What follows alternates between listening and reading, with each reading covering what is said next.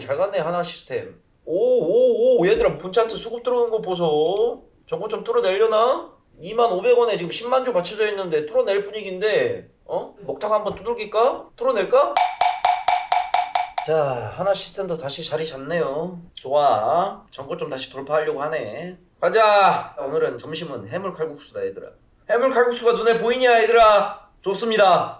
이제는 우리가 뭘 준비를 해야 되냐면 결국 트럼프가 대통령이 됐기 때문에 트럼프 대통령에 맞춰서 우리가 이제 시장을 좀 바라보고 업종을 좀 선정해야 되겠죠. 우리에게 일튼 벌든 간에 이벤트성 기회는 맞다고 생각을 합니다. 변동성이 좀 앞으로 더 심해질 것 같아요. 특히 미국 대통령 바뀌고 나면 변동성이 시장에 많이 생기거든요. 이 변동성 시장에서 분명히 또 먹을거리들은 나오니까 또 한번 찾아봅시다. 또 찾아보면 또 먹을 만큼 또 나올 거야.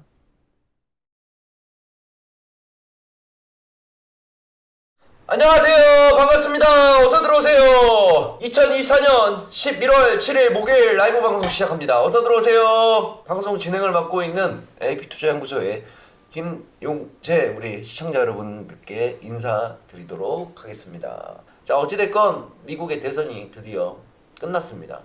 내가 진짜 이래서 특히 경제 관련해가지고 언론을 안 믿는 거야. 어떻게 해리스하고 거의 뭐 비슷하다며 누가 될지 초박빙이라며 압승으로 끝났습니다. 트럼프에. 야 그러고 보면 도박쟁이들이 기가 막히게 갖다 맞히는 진짜 대단한 놈들이다. 그러나 우리에게는 과연 이게 득이 될지 실이 될지 살펴봐야 될 것 같아요. 트럼프가 한 번 대통령을 했던 전 대통령 시절 때 국내 시장은 어떻게 움직였는가 좀 한번 볼 필요가 있는데 코스닥 시장 한번 봅시다. 지금 이게 코스닥 월봉 차트예요. 지금 여기 박스 쳐놓은 데가 있죠. 이 박스 쳐놓은 데가 바로 트럼프가 재임 기간 때 있었던 국내 시장의 변화입니다. 임기 초반에는 그때 트럼프가 대통령이 된다고 했을 때 굉장히 미국 시장도 그렇고 우리나라도 그렇고 뭐라 해야 될까 불편한 기색을 많이 내비쳤어요. 실질적으로 시장이 많이 떨어질 것이다. 왜냐하면 트럼프가 워낙 말과 행동이 거칠다 보니까. 그런데 웬걸 오히려 미국 시장도 올랐었고요. 국내 시장도 올랐었습니다. 임기 초반에는. 그래서 좀 그렇게 큰 시장의 변화는 없을 것 같다라는 게 생각입니다. 어차피 트럼프가 다시 한번 대통령이 돼도 이때의 정책하고 그렇게 크게 달라지지 않을 거거든요. 이제는 우리가 뭘 준비를 해야 되냐면 결국 트럼프가 대통령이 됐기 때문에 트럼프 대통령에 맞춰서 우리가 이제 시장을 좀 바라보고 업종을 좀 선정을 해야 되겠죠. 어찌됐건 미국 대통령이 교체되는 시기는 우리에게 일튼 벌든 간에 이벤트성 기회는 맞다고 생각을 합니다. 어제 장중에 트럼프가 당선 유력이 좀 뜨다 보니까 한국 증시가 좀 빠졌죠. 당연한 거라고 제가 얘기를 드렸습니다. 근데 시장이 오히려 거래 대금은 증가를 좀 한 모습이 나왔어요. 오히려 메마른 증시에 돈이 돈다는 것은 나한테는 좋은 일이라고 생각을 합니다. 자 이제 우리는 트럼프 수혜주들을 한번 봐야 되는데 대표적으로 좀 우크라이나 재건주들 좀 가야 되고 그 다음에 법정 화폐를 확실히 만들어버리겠다라고 얘기를 했기 때문에 암호화폐 관련주들 봐야 되고 그 다음에 방산주들 봐야 되고 남북 경협주 봐야 됩니다. 어제 안 그래도 이쪽에 다 돈이 몰리더라고요. 트럼프 정책주는 저도 계속해서 추적을 좀 하고 있습니다. 트럼프가 집권 시절에는 어땠느냐 트위터에다 글을 하나 올리게 되면 전 세계 경제가 오르락 내리락 했어요. 월가뿐만 아니라 뭐 전 세계 주식하는 사람들이 진짜로 예측을 할 수가 없어서 굉장히 힘들어요. 그래서 이제 단기적인 접근이 여전히 유효할 것 같고 역시 변동성이 핵심이 될 것 같습니다. 위아래 변동성만 잘 체크를 하면서 매매를 좀 계속 진행하는 게 맞지 않나 라고 생각들을 좀 해볼 수가 있어요. 우리가 이제 중점적으로 좀 봐야 될 게 트럼프 관련된 종목들 그 다음에 환율 수혜주들 이거 봐야 돼요. 여러분들 어떻게 환율을 드디어 1,400원이 돌파를 했습니다. 환율이 많이 오른다는 건 실질적으로 우리나라한테는 악영향입니다. 그나마 이제 환율이 올라갔기 때문에 이 환율의 정책 수혜주들을 받을 수 있는 거 그래서 이거 두 개에다가 좀 많이 초점을 맞추고 매매를 한번 해보려고 합니다. 한번 보도록 합시다. 트럼프 얘기가 나와서 그런데 트럼프 정책들 좀 팩트 체크는 좀 한번 하면서 갈까요? 트럼프 대통령 그동안 밀고 나갔던 주요 발언들을 좀 다시 한번 상기를 좀 시켜보겠습니다. 1번 우크라이나에 대한 지원을 중단하고 전쟁 종식시키겠다. 이게 가장 많이 했던 얘기예요. 사실 근데 어떻게 하겠다는 얘기는 안 나와 있습니다. 방법론에 대해서는 안 나왔어요. 그 다음에 비트코인을 미국의 전략 자산으로 만든다고 했어요. 근데 솔직히 이것도 좀 말하면 이 개인 생각인데 과연 공화당 의원들을 설득할 수 있을 것인가? 자, 그 다음에 미중 간에 무역 분쟁이 또 일어날 거예요. 중국에다가 관세 얼마 부과한다 했죠?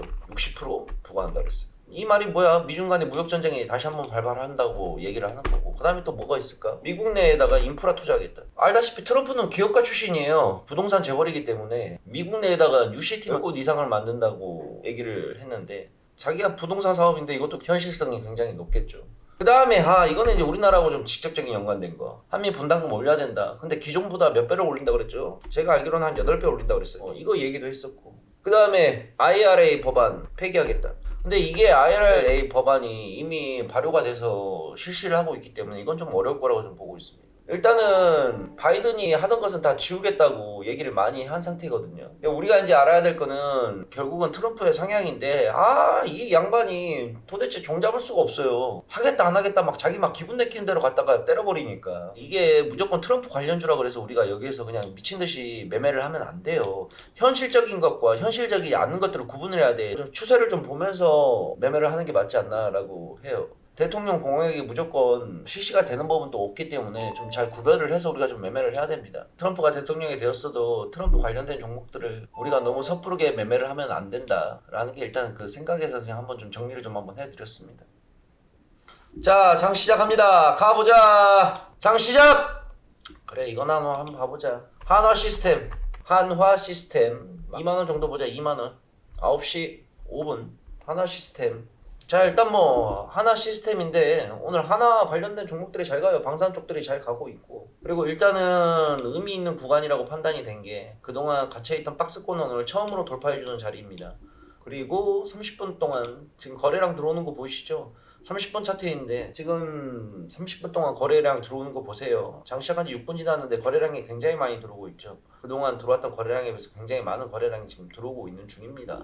그래서 차트상으로 그 다음에 이슈적으로 이래저래 호재가 눈에 보여서 일단은 픽업을 한번 해보았습니다. 좋은 결과가 있으면 좋겠습니다. 오, 잘 갔네. 하나 시스템. 오 얘들아, 분차트 수급 들어오는 거 보소. 저거 좀 뚫어내려나? 25,000원에 지금 10만 주 받쳐져 있는데 뚫어낼 분위기인데 목탁 한번 두들길까? 뚫어낼까?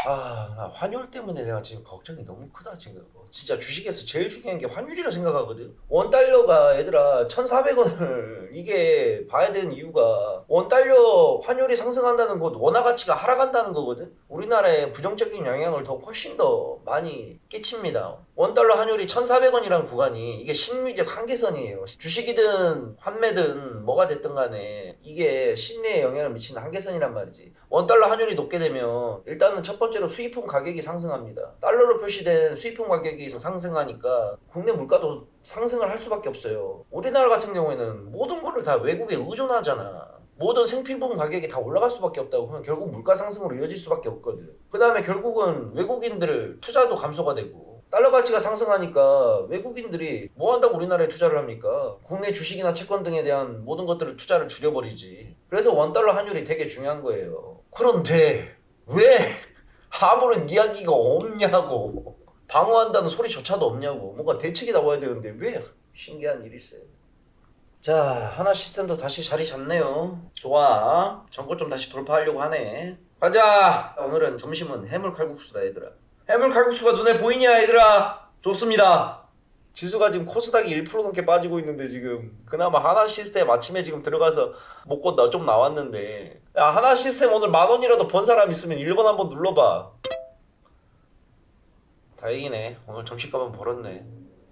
변동성이 좀 앞으로 더 심해질 것 같아요. 특히 미국 대통령 바뀌고 나면 변동성이 시장에 많이 생기거든요. 분명히 또 먹을거리들은 나오니까 또 한번 찾아봅시다.